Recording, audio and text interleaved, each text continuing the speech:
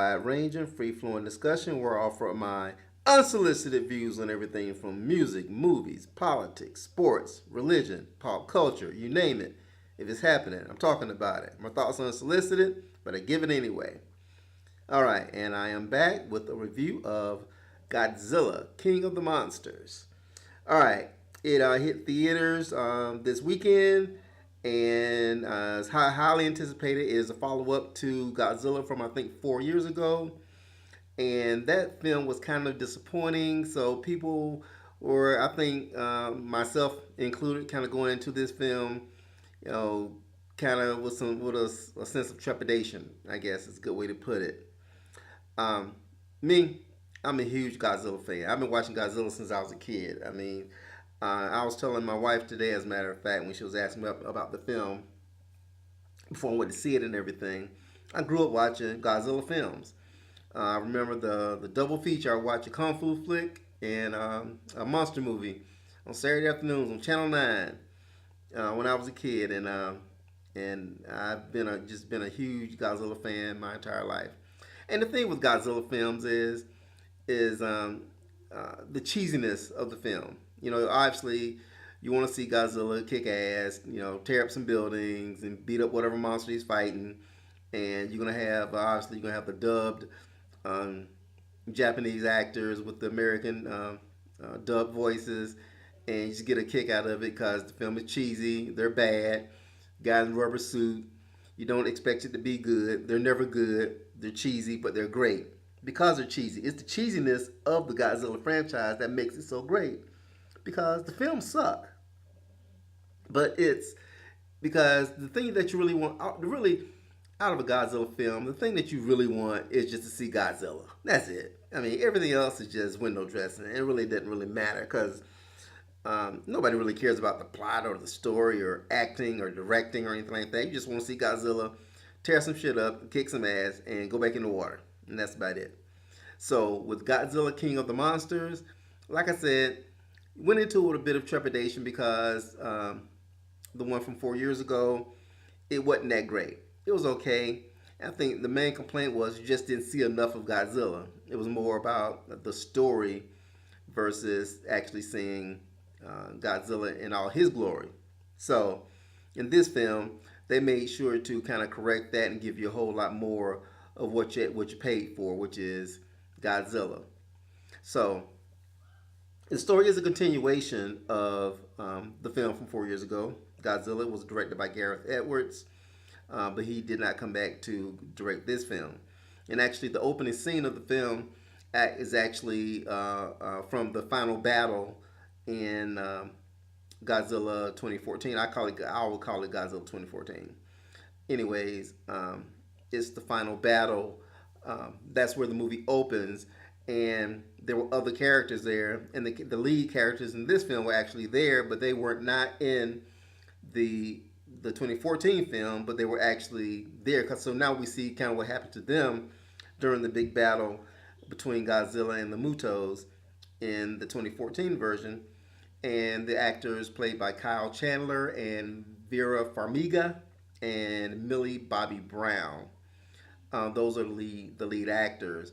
Um, so in the opening of the film, you kind of see what happened to these two characters and the loss that they incurred due to what happened in the in that film, and that is kind of like the thread that kind of ties everything together when it comes to this particular film, to Godzilla King of the Monsters. The character played by Vera Farmiga, I think her name was Emma, I believe. She's a scientist, and she came up with a device that she can use to somewhat control these monsters. And we get introduced right off the bat to Mothra, King Ghidorah, Rodan, and of course Godzilla. And there are also references made to not Godzilla, references made to King Kong because this is a shared universe. We had, of course, the Godzilla film 2014, and then King Kong Skull Island, which came out after that. And of course, next year we're going to have Godzilla versus King Kong. So these films all tie together into their own shared universe. So there was a mention of King Kong and also of Skull Island in this film as they try to bind everything together. It's a very loose bind, but it's really not important because we all know that Kong and Godzilla are gonna fight. So there's really no need, in my opinion, to even tie those two together because we know what's coming and really don't care. So the plot of the film is flimsy at best, but the plot of the film revolves around the Emma character and her daughter, which is played by Millie Bobby Brown, who I think has come to some fame from her performances in Stranger Things, a show on Netflix, which I've never seen. I've been meaning to see it, but I haven't gotten around to see it yet. So I know nothing about Millie Bobby Brown other than the fact that she's a kid, and and they get kidnapped by eco terrorists who at the beginning of the film comes in and kind of kills everybody and takes them hostage and wants to use the device that Emma has created or invented to control the monsters for his own dastardly deeds, so to speak. And so we're off and running. But like I said, the plot is paper thin, it's flimsy, and if you've heard some other reviews, those reviews are not off base. Basically, the film is just a series of action sequences buttressed against a lot of useless dialogue and people standing in a room looking at a screen. And it's tons of exposition in this film. They're basically just telling you what's going to happen in the next scene. And so there's very little actual acting going on. And there's a lot of great actors in this film. You got Ken Watanabe, you got Kyle Chandler, like I said, Vera Farmiga, Millie Bobby Brown. You got what's her name? The Chinese actress Zhang Zi. I think that's how it's pronounced. You got Bradley Whitford, who offers up a little comic relief. Also, O'Shea Jackson Jr., which is Ice Cube's son. He's in the film as well. But like I said, all these characters are just window dressing. They really add very little to the plot, and their characters are pretty much useless. But who cares? It's a Godzilla film. Nobody gives a shit. At least I don't. I went into this film wanting to see one thing and one thing only. I want to see Godzilla fight King Ghidorah and Rodan. That's what I wanted to see, and I got and that's exactly what I got. So I was very happy with what I saw. The visuals are spectacular. The cinematography is great. The action sequences are dynamic. We get to see a lot of Godzilla, which is what we want. The one drawback, the one thing that I didn't like about it is that a lot of the sequences are very dark, and it's kind of hard to kind of keep up with everything that's going on because it's dark. And one thing I always kind of wondered about when it comes to these types of movies is like whenever you guys like a military type of an environment, and they're like looking at a screen, and they're like in this like control room or whatever. It's always dark. It's always really dark in there. Turn on the lights. I used to be in the military, you know, so the rooms are always pretty, are always dimly lit. I just never understood that why in the movies they think that like in the military environment or whatever, some sort of war room or whatever, that it has to be dark. It doesn't have to be dark, and so that's very distracting and annoying. And like I said, the characters are just window dressing, and some characters get killed, and you don't really kind of the logistics as far as how to get from A to B, where they are in line with what's happening in the action. The characters kind of show up and go away, and because they're traipsing across the world basically, and they're able to travel, these different places, whatever, like in a split second. And it's kind of hard to keep up with everybody. And but like I said, it's a Godzilla film. At the end of the day, who really gives a shit? It's not about the plot. It's not about the actors. It's about seeing Godzilla kick ass, and that's exactly what we see. And like I said, the sequences are spectacular. The fight sequences are. Godzilla is just kick ass badass.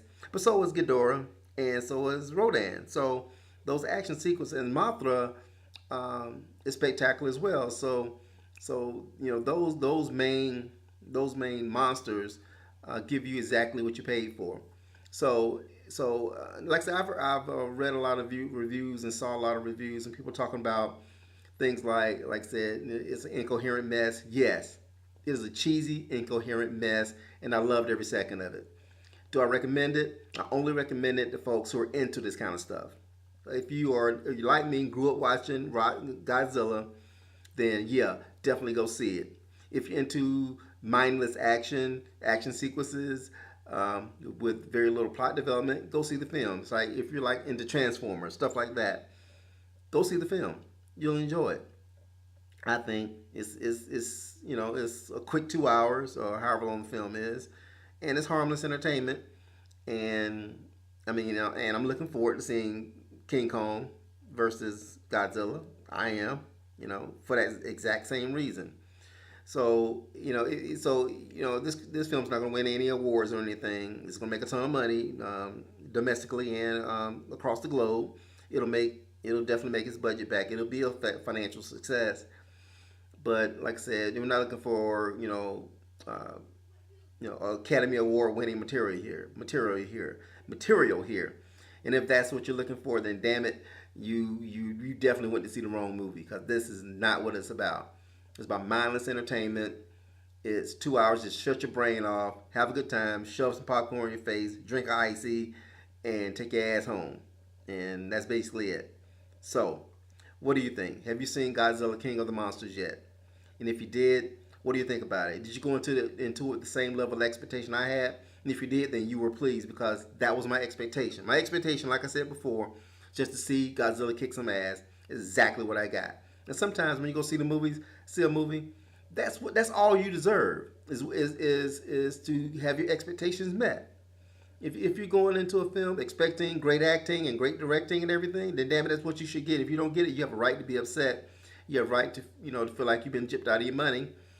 But yeah, I did not go into the me. I love films. I love great dialogue. I love great acting. I love great direction. But that's not what I wanted with this particular film because I simply did not give a shit. So what do you think? Have you seen the film? What are your thoughts of it? Hit me up below. I want to see your comments. Definitely subscribe. Sign up for notifications. Hit me up on Twitter at What Lonzo Thinks. Gmail. You hit me up with the email, Gmail, whatlonzothinks at gmail.com. I definitely want to find out what you think about Godzilla, King of the Monsters. Are you looking forward to seeing King Kong and Godzilla go head up? And what do you think that film is going to be about? And how many Godzilla films have you seen? I've seen all of them. There's like 30 some odd Godzilla films that have been made. I've seen every last second of every one of them. I've seen them multiple times. I'll continue to watch them because, once again, it really takes me back to my childhood. And at my advanced age, I need that sometimes. So, once again, let me know what you think about Godzilla, King of the Monsters, because I just told your ass what Lonzo thinks. Bye.